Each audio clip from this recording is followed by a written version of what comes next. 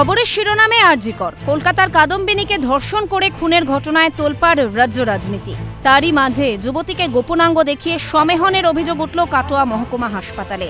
জানা গিয়েছে, Ketugram block level হাসপাতালে কর্তব্যরত এক নার্সের মেয়ে অসুস্থ হয়ে পড়ায় তাকে ভর্তি করা হয় কাটোয়া মহকুমা হাসপাতালে। শনিবার রাতে মেল ও ফিমেল সার্জিক্যাল ওয়ার্ডের মাঝে যখন নার্স বসেছিলেন, সে সময় ঘটে যায় অঘটন। অভিযোগ, এক ব্যক্তি প্যান্ট খুলে গোপনাঙ্গ দেখিয়ে অশালীন অঙ্গভঙ্গি করে। ফিমেল সার্জিক্যাল ওয়ার্ড এবং মেল সার্জিক্যাল ওয়ার্ড দুটোই পাশাপাশি, এবং আমার মেয়ে ঘুমিয়ে যায় ওষুধ ইঞ্জেকশন দেওয়ার পর। তখন প্রায় রাত 1:30 বাজে।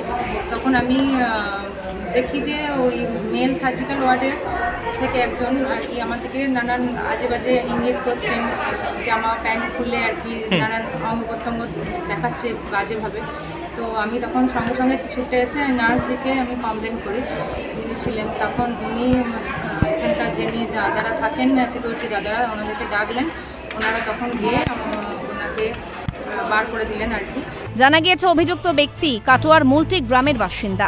এদিকে গোটা ঘটনায় নিরাপত্তাহীনতায় ভুগছেন কাটোয়া হাসপাতালে চিকিৎসাধীন মহিলারা।